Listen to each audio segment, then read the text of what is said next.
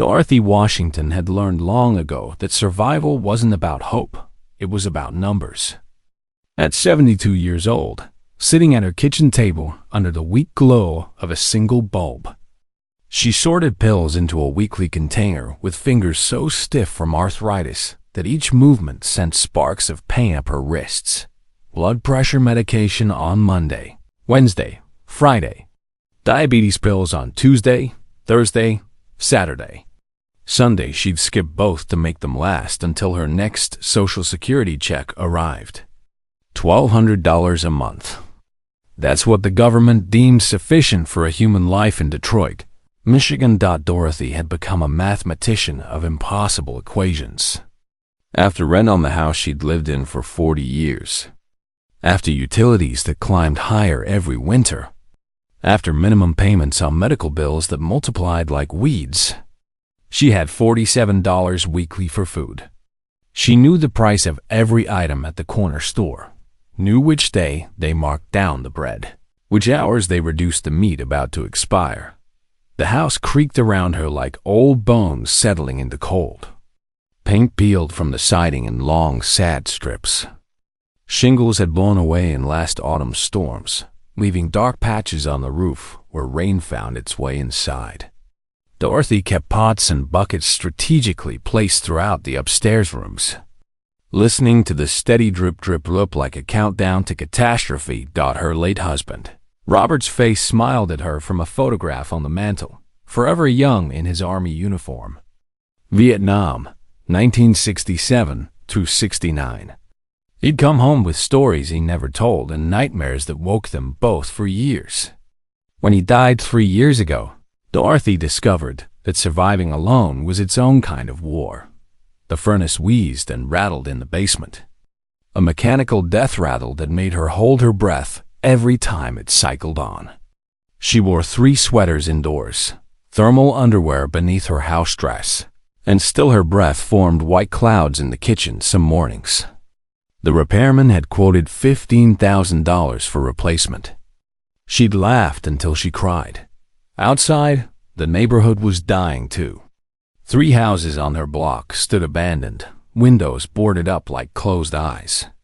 The streetlights had been broken for 8 months, leaving long stretches of darkness where anything could happen. Young men gathered on corners with suspicious eyes and quick movements, but they always nodded respectfully when they passed her porch. "Morning, Miss Dot," they'd call out.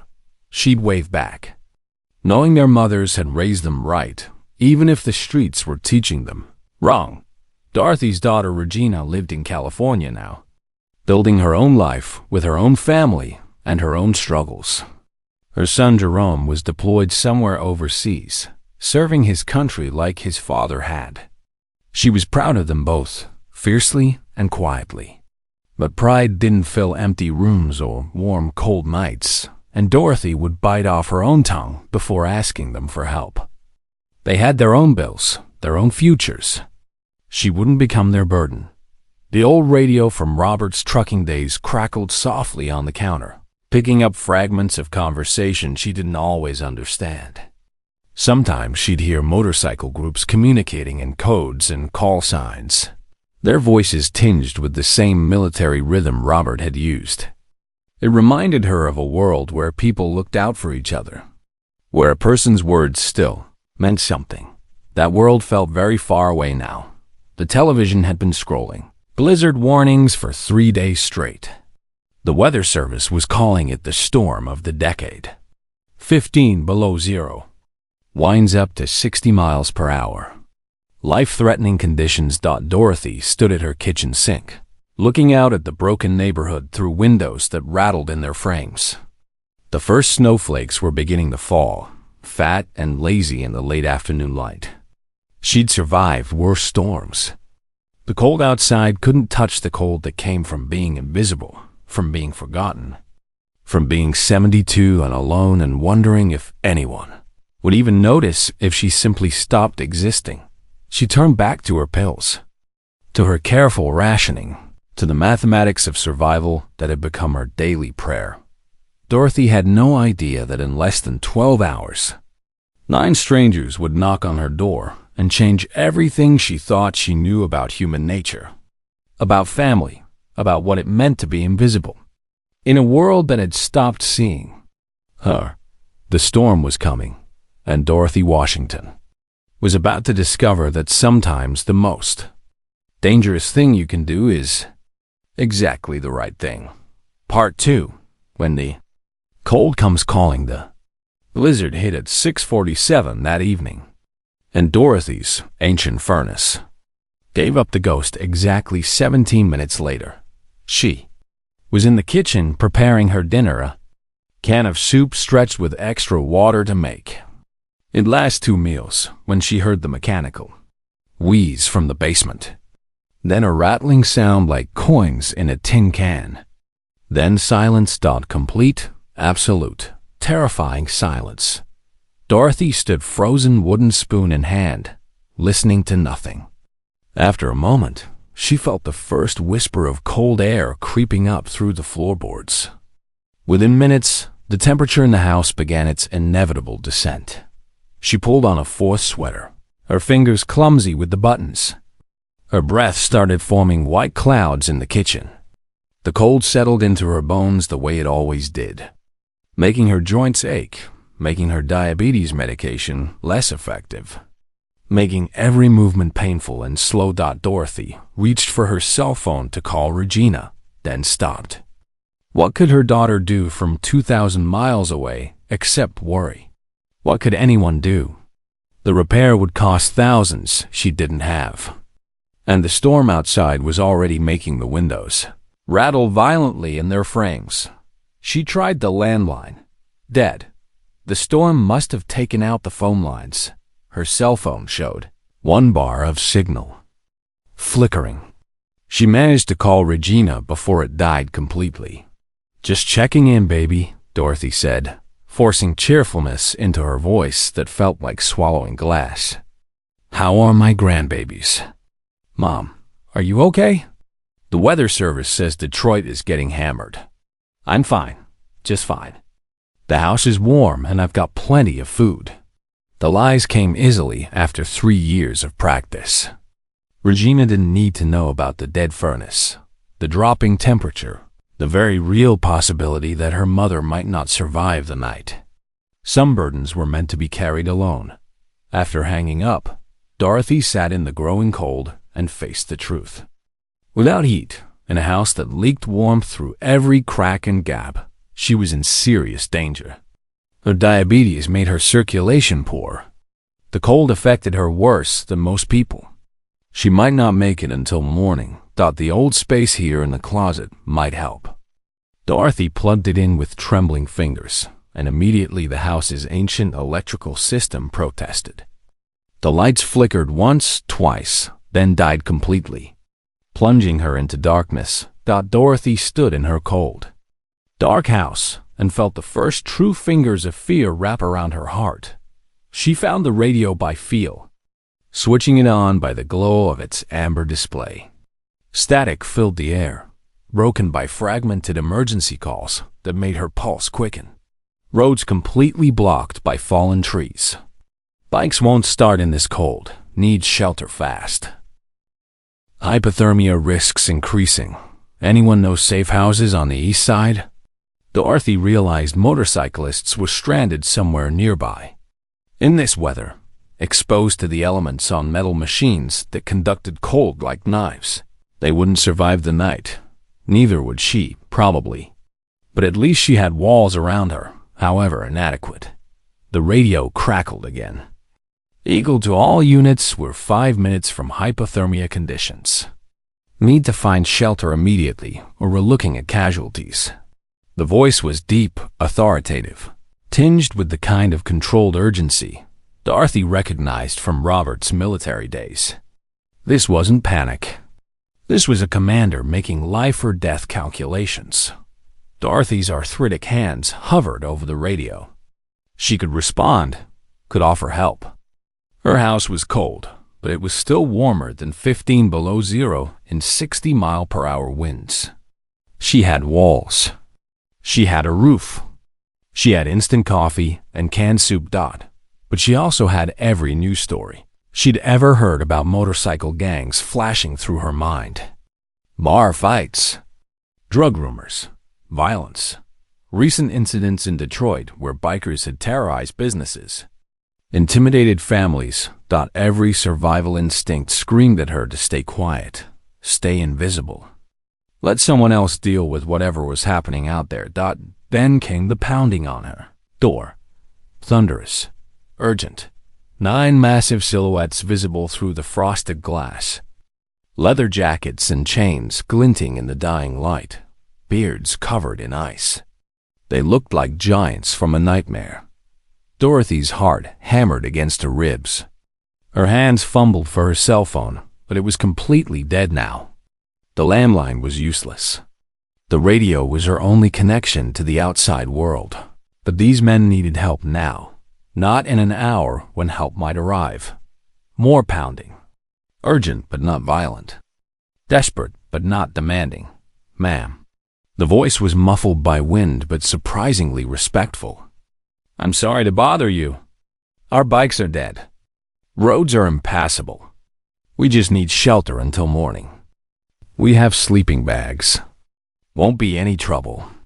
Dorothy crept closer to the door, her slippered feet silent on the cold linoleum. She could see them more clearly now through the glass. 9 men, massive and intimidating, but standing in formation. Not crowding the door. Waiting. Not demanding entry, but asking for it. Her hand hovered over the deadbolt. This was the moment. Turn away 9 human beings and let them freeze to death. Or risk everything to save them. She thought about Robert, somewhere beyond the stars, watching. What would he say if she let people die when she could have saved them? She thought about all those Sunday sermons about good Samaritans and loving your neighbor. Did that only apply when your neighbor looked like you, talked like you, dressed like you? The wind howled.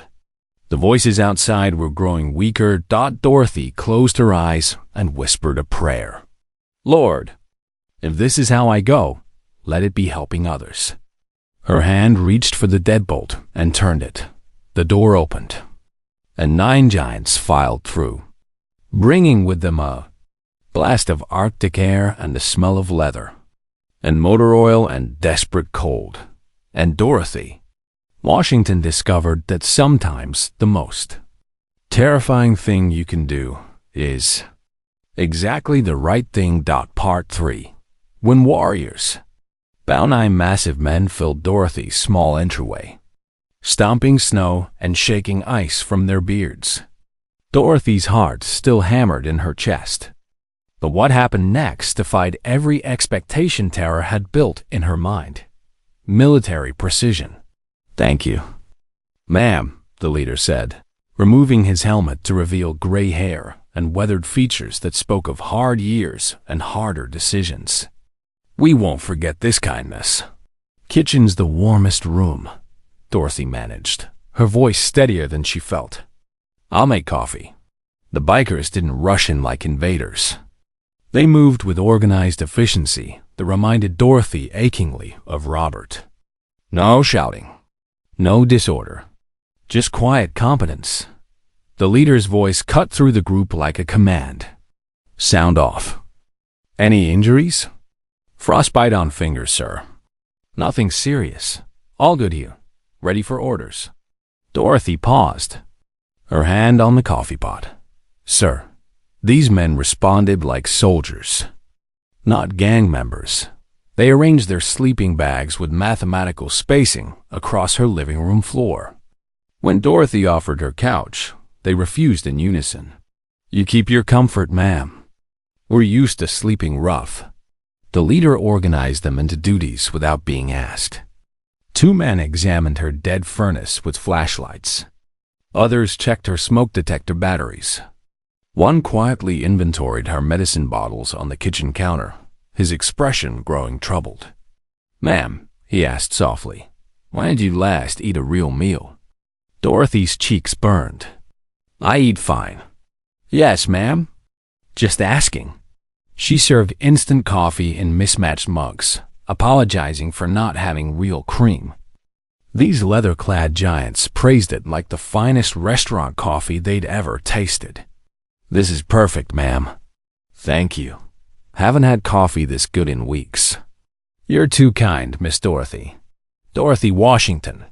"Friends call me Dot." The leader extended a gloved hand.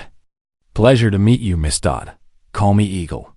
From the basement came muffled conversation and the sound of tools. 20 minutes later, her furnace rumbled back to life. "Igniter was shot," one of the mechanics reported to Eagle. "Rigged something temporary. Should hold till she gets proper parts." Dorothy felt warmth flowing through the vents for the first time in hours. "How much do I owe you?" "Nothing, ma'am. Just neighbors helping neighbors." Eagle organized a watch schedule while Dorothy prepared what food she had: canned soup stretched with extra water, crackers that weren't too stale. The men shared military rations from their packs, insisting Dorothy eat first. "Ma'am, you take the good stuff. We're used to eating anything." As the night deepened, Dorothy's fear transformed into something else. Curiosity. These weren't the dangerous criminals she'd imagined. They spoke quietly among themselves, using terms she recognized from Robert's Army days. "Perimeter secure, all quiet. Next watch in 2 hours." One man stood guard by the front window while others slept.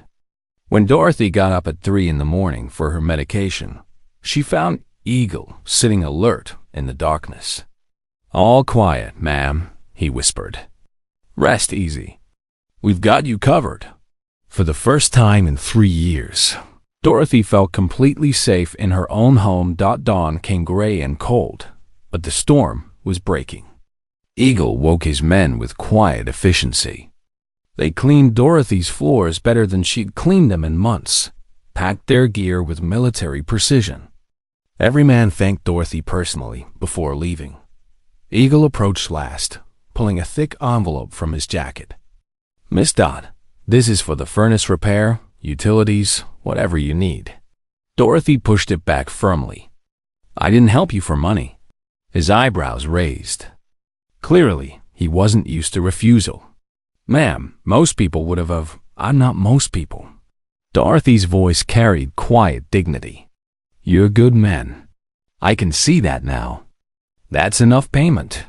Eagle studied her face like he was memorizing it. "What's your full name, ma'am?" "Dorothy Washington. Why?" Instead of answering, he pulled out a business card, hesitated, then put it away. From his pocket, he produced a small metal keychain with an eagle logo and letters underneath. "My call sign," he said. "Anyone bothers you, show them this." Anyone at all. Dorothy didn't recognize the significance, but she accepted it gracefully. Eagle also handed her a folded piece of paper. "My personal number. Anything, and I mean anything you need, you call me." "I don't expect anything," Dorothy replied. "Just be safe out there." "Ma'am, you don't understand." Eagle's voice carried weight she didn't recognize. "In our world, debts get paid. Always." "No debt," Dorothy insisted. "Just neighbors helping neighbors." What happened next surprised everyone, including Dorothy. Eagle snapped to attention and delivered a full military salute. Sharp, precise, perfect. The other 8 men immediately followed suit, saluting Dorothy Washington like she was a commanding officer. Dorothy stood confused but deeply touched by the gesture. She didn't understand what it meant, but she felt its importance. "Ma'am," Eagle said, lowering his salute, "you saved 9 lives last night. In our world, that matters. That means everything. I just did what anyone would do." "No, ma'am. You did what heroes do." The bikes started immediately. They'd somehow fixed them during the night while Dorothy slept. Each man waved as they rode away, engines rumbling in formation down her quiet street. Dorothy stood on her porch watching them disappear, holding the keychain and phone number. The house behind her was warm. Her floors were clean. Her furnace worked. But something had changed in Dorothy, too. For the first time in years, She felt connected to something bigger than her own survival. She looked at the keychain again. What did it mean? And why had they saluted her like a soldier? Dorothy filed the phone number in her Bible and went inside to make real breakfast. She had a feeling she was going to need her strength for whatever came next, because something told her this wasn't over. Something told her it had only just begun. Part 4. The Neighborhood. That transformed overnight, 3 days after the storm. Dorothy stepped outside to collect her mail and froze on her front porch. Her garbage bins, which the collectors had left scattered in the street for 3 years, sat neatly placed beside her house, in the exact spot they belonged. Dorothy stared at them like they'd materialized from another dimension. You know some bikers? Her neighbor Tony called from his convenience store across the street. They've been coming in asking about you. Dorothy's pulse quickened. Asking what? Real polite but intense, you know? Like they're checking on something, making sure they got the right address. Over the next week, the changes multiplied in ways that made Dorothy's skin prickle with awareness. The drug dealers who usually gathered on the corner simply vanished. No confrontation, no police raids. They just stopped showing up. The young men who'd always been respectful to Dorothy, but suspicious of everyone else, now walked past without their usual wary glances over their shoulders. Dorothy's mail carrier, a chatty woman named Brenda, mentioned it during her Tuesday delivery. Miss Dorothy, there's been motorcycles around here asking about your address. Not threatening or nothing, just making sure they know where you live. Everything okay? I helped some people during the storm, Dorothy said carefully. Brenda nodded knowingly. Well, they seem real concerned about your well-being. The second week brought more obvious changes. Dorothy woke one morning to find her broken streetlight, the one that had flickered uselessly for 8 months, suddenly working perfectly. She called the city utilities department. We have no record of a repair order for your street, ma'am. Someone had shoveled her walkway after Tuesday's snowfall. Dorothy had been inside all morning, her joints too stiff to tackle the work herself. The job was professional, thorough, like someone who took pride in making things right. Wednesday evening, Dorothy found groceries on her porch. Quality food, real cream, fresh bread, actual butter. A handwritten note said simply, "From grateful friends." No signature. Dorothy carried the bags inside with trembling hands. Staring at food she hadn't been able to afford in years, the radio became more active, crackling with coded transmissions. Dorothy was starting to recognize. Eagles. Nest secure. Mama Bear's location. Confirmed. Perimeter check complete. Mama Bear. Dorothy had a growing suspicion they were talking about her. Thursdays. Local news featured a story about community service projects around Detroit. The reporter mentioned a veterans motorcycle club, organizing neighborhood cleanups and safety patrols. Dorothy glimpsed a familiar logo in the background footage. An eagle symbol she'd seen before. She checked her keychain. Same eagle. Same professional design. Friday morning brought the most telling evidence yet. Dorothy found a small American flag planted in her front garden, positioned perfectly to catch the morning sun. She hadn't put it there. None of her neighbors admitted to the gesture, but someone had chosen that spot deliberately. Someone who knew what that flag meant to a military widow. The pieces were forming a picture Dorothy was almost afraid to complete. This wasn't random kindness. This was organized protection from people who understood service, sacrifice, and honor. Mrs. Jenkins next door cornered Dorothy at the mailbox. What's going on? My grandson says there's been motorcycles doing slow patrols past our houses every night. Says they're taking notes about who lives where. I'm not sure, Dorothy admitted, but she was starting to understand. The young men who used to gather on corners now nodded respectfully when they saw her, then quickly moved to other blocks. The broken windows in abandoned houses were being repaired. Fresh paint appeared on buildings that had been tagged with graffiti for years. Her neighborhood was transforming, and Dorothy Washington was somehow at the center of it. 3 weeks after the storm, Dorothy sat at her kitchen table with Eagle's phone number in her trembling hands. The mysterious protection, the neighborhood changes, the growing evidence that 9 strangers had become her silent guardians. She needed answers. The phone rang twice before a deep, authoritative voice answered. "This is Colonel James Morrison, United States Army, retired." Dorothy's breath caught. "Colonel Morrison," she stammered. "This is Dorothy Washington. You stayed at my house during the blizzard." The formality in his voice instantly melted into warmth. "Miss Dot, ma'am, I've been hoping you'd call. How are you? House staying warm? Furnace holding up?" "Colonel Morrison," Dorothy said carefully. "Who exactly are you?" A pause, then a chuckle that sounded almost embarrassed. "Ma'am, I suppose I owe you some explanations." And what Dorothy Washington was about to learn would change everything she thought she knew about the men she'd saved, about the debt they claimed she didn't owe, and about the family she never knew she had. Part 5. The Truth About Eagles. "My name is Colonel James Morrison," the voice said through the phone. 28 years of service, most recently commanding the 75th Ranger Regiment. Congressional Medal of Honor recipient, 3 Purple Hearts, and more commendations than I probably deserved. Dorothy felt the room spinning. Congressional Medal of Honor. "The men with you that night," Morrison continued. "Every single one is a decorated combat veteran.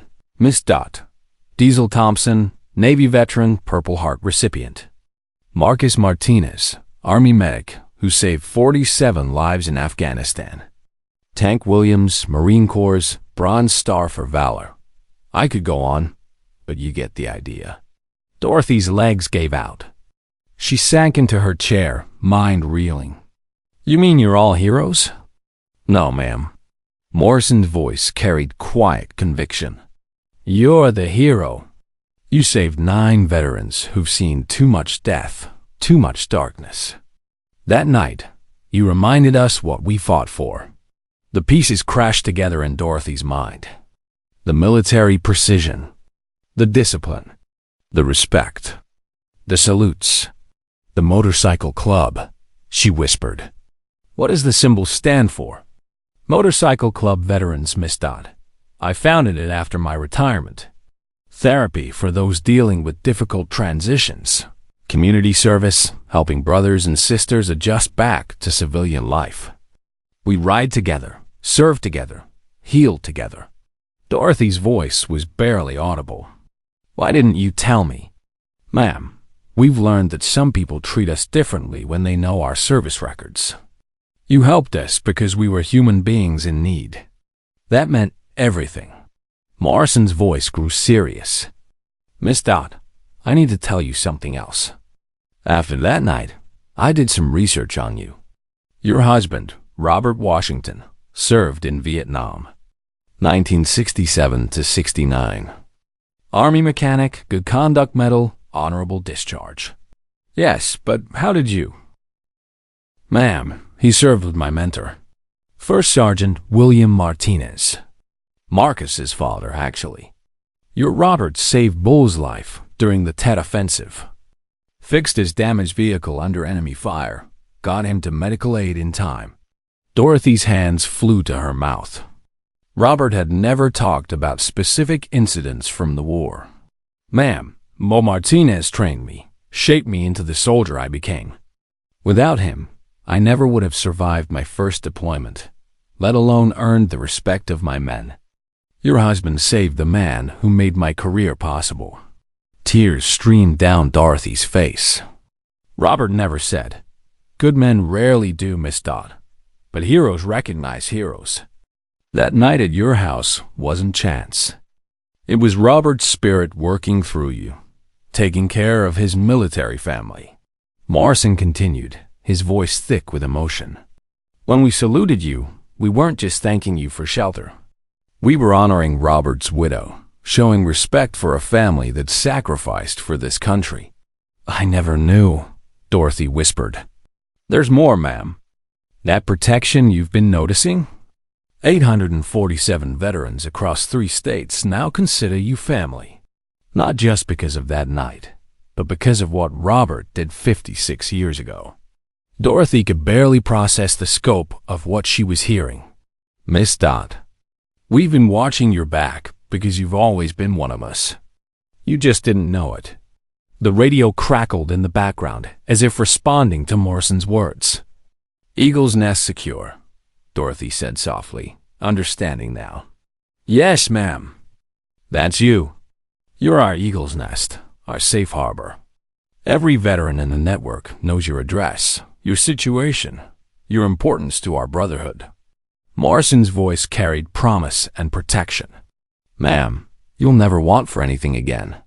Not because we owe you a debt, though we do, but because you're family. You've always been family. Dorothy understood now why the neighborhood felt safer, why dealers disappeared, why her needs were mysteriously met. She wasn't just under protection.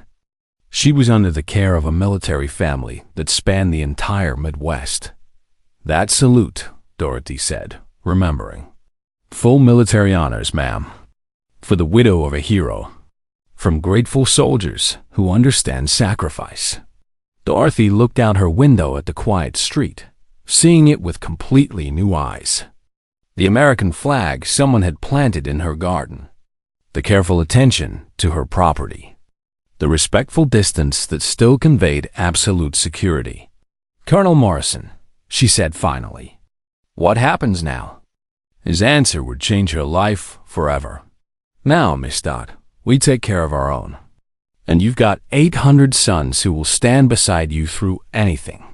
Dorothy Washington, who had spent 3 years feeling forgotten by the world, discovered she was surrounded by a family she never knew existed. But Colonel Morrison wasn't finished. What he offered next would solve every problem Dorothy had ever faced and create possibilities she'd never dared dream. Miss Dot, Morrison said, his voice carrying the authority of command and the warmth of family. I'm going to lay out a comprehensive plan. You just listen and tell me what you think. Part 6. The offer that changed everything. Dorothy gripped the phone tighter, her heart racing. First, your house, Morrison began. My construction company, it's veteran-owned, employs 47 former service members, is going to completely renovate your home. New roof, furnace, electrical system, plumbing, accessibility features for aging in place.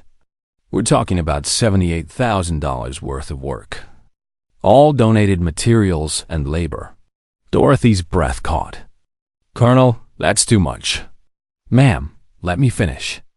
You'll stay in the guest house on my property during renovation. 6 weeks, everything provided. My wife has already prepared the room and can't wait to meet you. Morrison continued with military precision. Second, I discovered you've been rationing medications. I had our benefits specialist, that's Tank Williams, the Marine you met, research your case. Miss Dot, you're entitled to widow's benefits you never knew about. $2,847 a month, plus $68,000 in retroactive payments dating back 3 years. Dorothy's legs went weak. That much money would change everything. The medical benefits cover all your prescriptions, dental care, vision care, even transportation to appointments. We've got volunteer drivers throughout the network. You'll have a personal advocate who knows every program available. But how is this possible? Dorothy whispered. Ma'am, Robert earned every penny of these benefits for you. The system failed to inform you properly when he passed. We're just making sure you get what's rightfully yours. Morrison's voice grew warmer. Third, we'd like to offer you an official position. Den mother for the motorcycle club. $500 a month salary, plus an honorary title that means everything to us. Your house becomes our community support center." Dorothy felt tears starting. What would I do? What you're already doing, Miss Dot. Take care of people who need taking care of. We'd hold weekly dinners at your house. You cook for whoever shows up. We provide all groceries and cleanup help. Counseling sessions for veterans struggling with civilian life. Community meetings to coordinate neighborhood safety. The scope was overwhelming. Dorothy tried to process it all. "There's more," Morrison continued.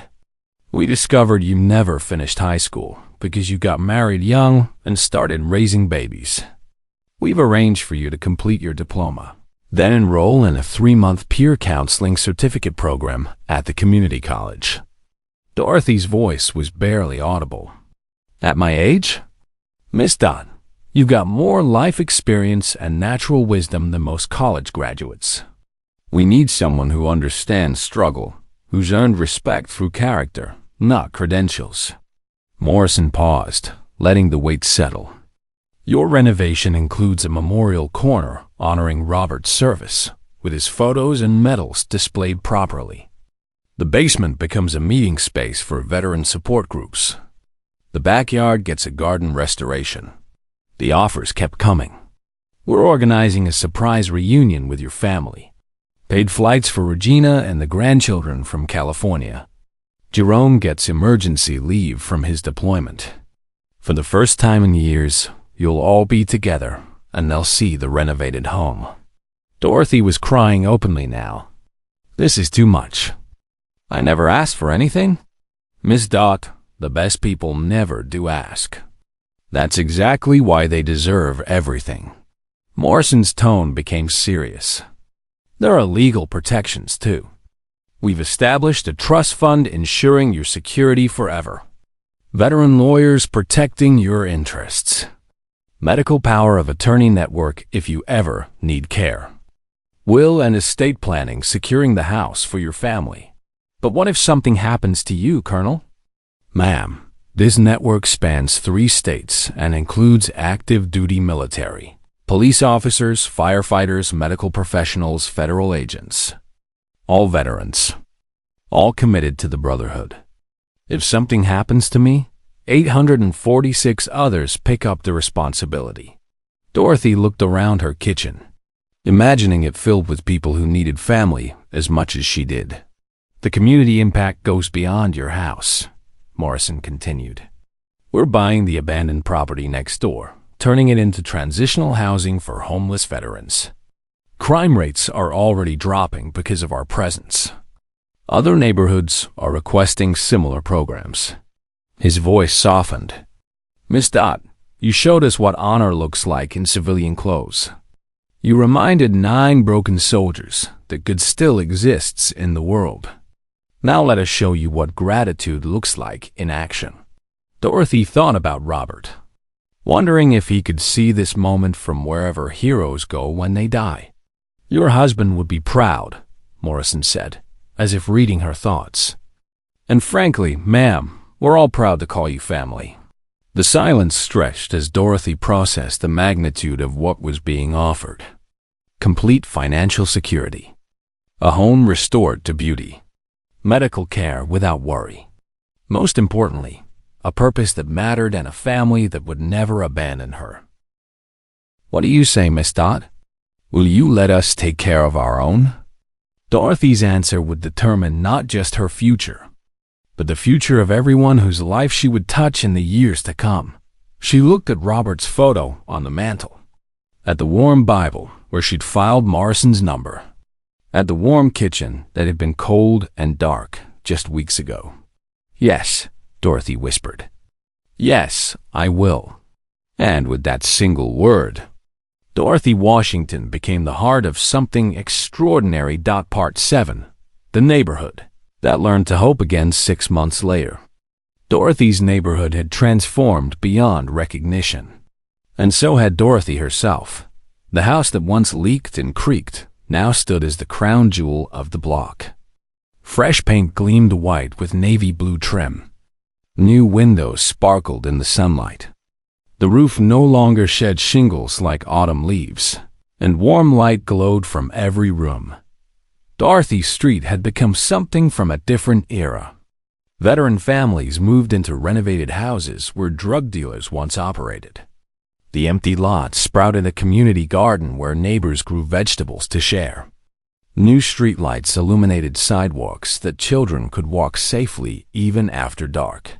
The numbers told an incredible story. Neighborhood crime rates dropped 67% in 6 months. Property values increased 34% as families discovered a place where community meant something again. Local businesses reported 28% revenue increases as veteran families spent money locally, supporting their neighbors. Dorothy herself looked like a completely different woman. Proper nutrition and health care had helped her lose 30 pounds of stress weight while gaining energy she hadn't felt in years. At 72, Dorothy was enrolled in community college, maintaining a 3.8 average in her peer counseling certificate program. Her daily routine had transformed completely. 6 in the morning brought coffee with Colonel Morrison on her front porch, planning community activities. 8 meant online classes where Dorothy's life experience proved more valuable than any textbook.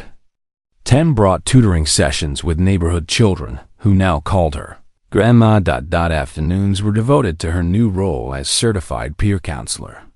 Veterans drove from across the state to talk with Dorothy Washington, the widow who understood loss, struggle, and finding hope in darkness. Her basement counseling space stayed booked weeks in advance. The Sunday dinners have become legendary. Dorothy's kitchen served 50 to 60 people every week. Veterans, their families, neighbors who needed community, college students studying for finals, elderly residents who had no one else. The dining room Morrison's crew had expanded now, buzzed with conversation as diverse families gathered around her table. Her influence extended far beyond Detroit. 12 other cities had implemented similar programs, pairing veteran motorcycle clubs with isolated military widows. Dorothy consulted on each program, sharing lessons learned from her experience. Morrison's construction company had grown to employ 89 veterans, using Dorothy's house renovation as a model for community rebuilding projects. The waiting list for their services stretched 6 months, but priority always went to military families in need. The personal relationships flourished most of all. Weekly video calls with daughter Regina had evolved into monthly visits as grandchildren competed to spend summers with Grandma. Jerome's deployment ended early, and he'd moved back to Detroit to help coordinate veteran services. Working directly with Morrison's organization, Dorothy's house had become the unofficial emergency shelter for the entire neighborhood. When storms hit, families knew they could find safety, warmth, and hot coffee at Miss Dot's place. The radio now coordinated a network of community volunteers. Morning check-ins ensured elderly residents were safe. Evening reports tracked neighborhood security. Dorothy had become the communications hub for an entire network of people who cared about each other. One particular Tuesday afternoon, Dorothy sat on her renovated front porch in a comfortable rocking chair, watching neighborhood children play hopscotch on the newly repaired sidewalk. Mrs. Jenkins brought over fresh-baked cookies, settling into the chair beside her. Mrs. Jenkins said softly, "I've lived on this street for 30